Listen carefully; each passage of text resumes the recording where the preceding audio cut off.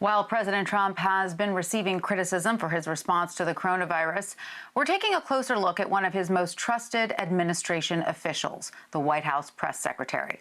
Before joining the team in early April, Kayleigh McEnany would often frequent the cable networks, even CBSN, where I've interviewed her, as a surrogate for Republicans. But it is her ardent support of the president and his agenda that caught the eyes of the White House. In her latest piece for The Atlantic, Emma Green takes a deep dive into the life and career of McEnany. Specifically, she looks at how the 32-year-old Florida native got to where she is today, and why she now considers colleagues in the press her so-called enemies. Emma Green joins me now. Welcome, Emma. Great to have you with us. So from an early age, it seems that Kayleigh McEnany has held a pretty consistent view when it comes to the fusion between religion and politics. Can you help us better understand her political and religious background and allegiances, and how exactly she was able to parlay all of this into such a high-level position at the White House? I spoke for my article with friends of Kayleigh's from high school, from college, from her early years as a producer on Governor Mike Huckabee's television show on Fox. And they all said the same thing, that from a very young age, she was extremely ardent about her faith. She spoke openly about issues like partial birth abortion and was very invested in Republican politics. She had internships during her time as a high schooler and college students, worked at the Bush White House, and now she's worked her way directly up to the top. She, in 2016, was able to take her role as a law student at Harvard and turn that into a role on CNN, which has essentially catapulted her to where she is now. And she has been pretty consistent then throughout her life in terms of her political views and her commitment to her faith. However, she has wavered a little bit at the beginning about how she felt about then Republican candidate Trump, correct? That's right. She has always been someone who speaks ardently for Christianity, for religious freedom, and that didn't always seem to be what then candidate Trump was representing. She expressed her skepticism of the candidate on air in the summer of 2015, but by the time the fall of 2015 and early 2016 came around, she had basically decided to become a backer.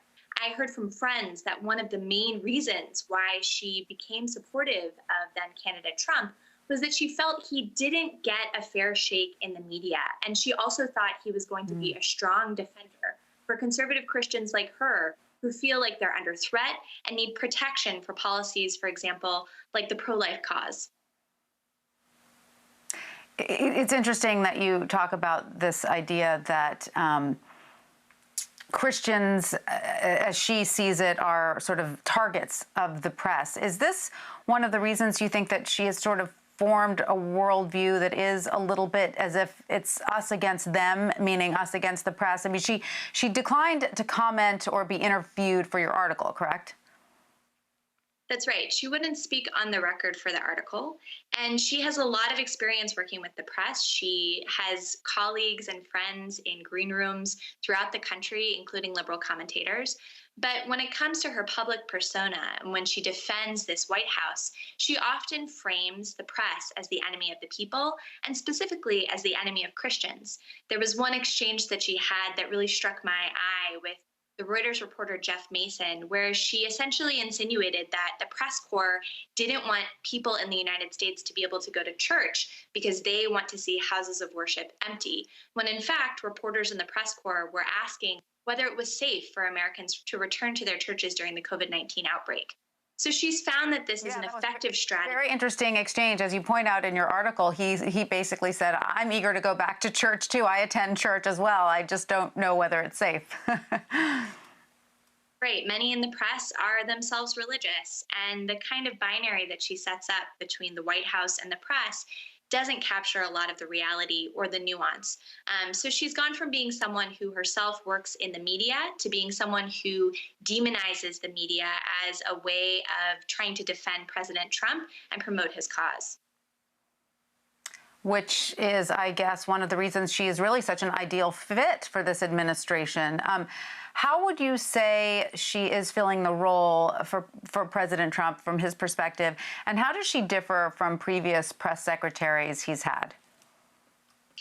She has really picked up the line from President Trump about the fake news media. She has even gone on CNN, her old home, and called the fake news out over and over again. She said in an interview with Chris Cuomo, "I don't need any prizes from the fake news media."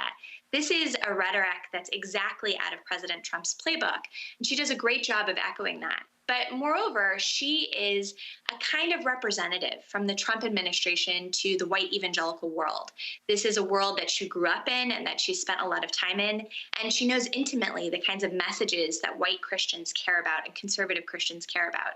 So for a base of President Trump that he cares about, that he's going to need in the 2020 election, she's a really effective spokesperson to try to carry that message to that block of voters.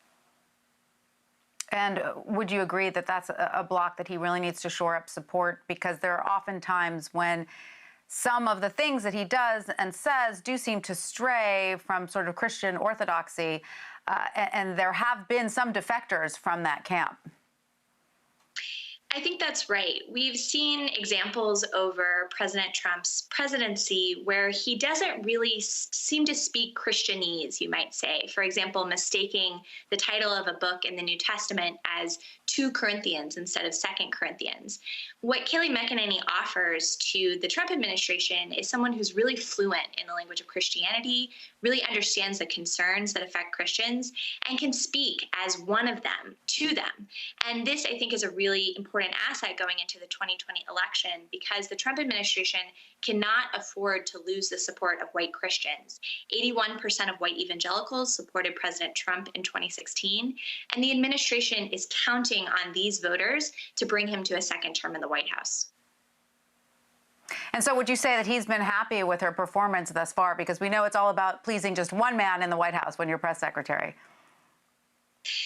I think you can make that argument, and all indications suggest that he is supportive of her. He's retweeted memes of her looking like a superwoman and taking questions from the press, or memes of her smoking something that appeared to be a joint, which sort of speaks to the president's interesting Twitter style.